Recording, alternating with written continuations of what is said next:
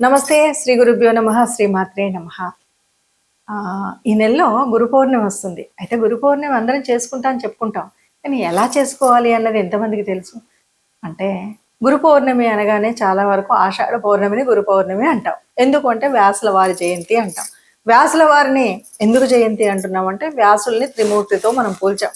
వ్యాసుల వారిని ఏమంటాము అంటే ముక్కంటి అంటే 3 కన్నులు లేవు కానీ శంకరుడితో సమానమని, 4 తలలు లేవు కానీ బ్రహ్మతో సమానమని, చతుర్భుజాలు లేవు కానీ విష్ణువుతో సమానమైనటువంటి వాడు మరి వ్యాసులవారు.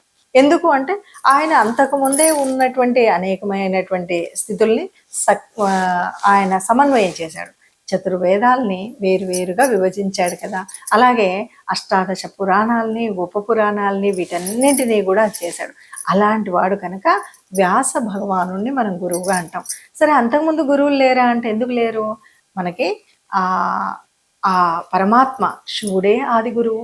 ఆ తర్వాత మరి కృష్ణ పరమాత్మ జగద్గురువు. వీళ్ళందరి పరంపరలో వస్తున్నటువంటిదే ఇది.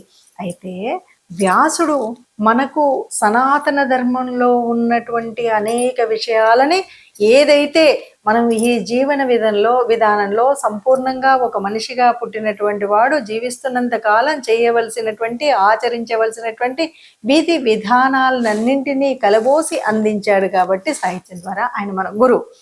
సరే, ఆ పరంపరలో చూస్తే అక్కడ నుండి మొదలైనటువంటి ఆయన కొడుకు శక్తి, ఇట్లా ఒక్కొక్కరిగా తీసుకుంటే మనకు శంకరాచార్యుల వరకు కూడా గురు పరంపర.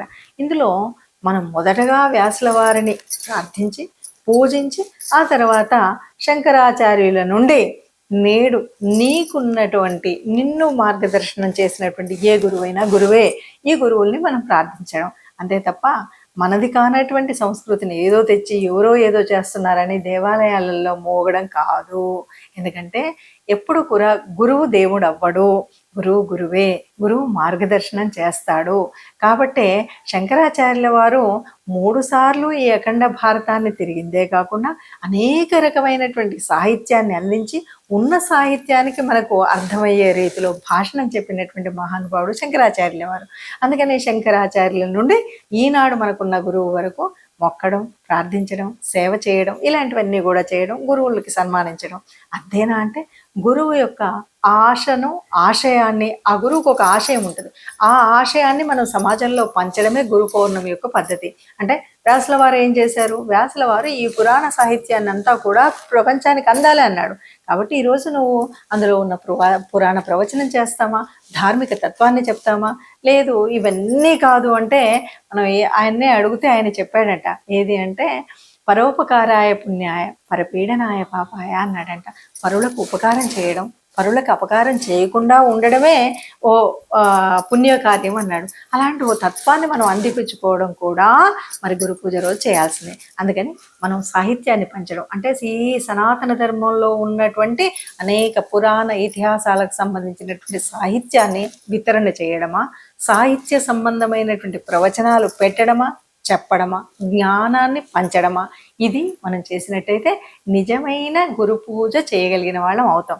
అంతే తప్ప వెర్రి తలకెక్కినట్టు ఏదో గుళ్ళల్లో ఎక్కడికో వెళ్ళి గుంపులుగా చేసేసి అసలు కనీసం ఈ సనాతన ధర్మం అంటే తెలియని వాళ్ళని కూడా దేవుళ్ళని చేసి కూర్చోబెట్టడం గురు పూజ కాదు. మనకు నిజమైన గురుతత్వం ఏదైతే ఉందో ఆ గురు పూజ మాత్రమే చేయాలి.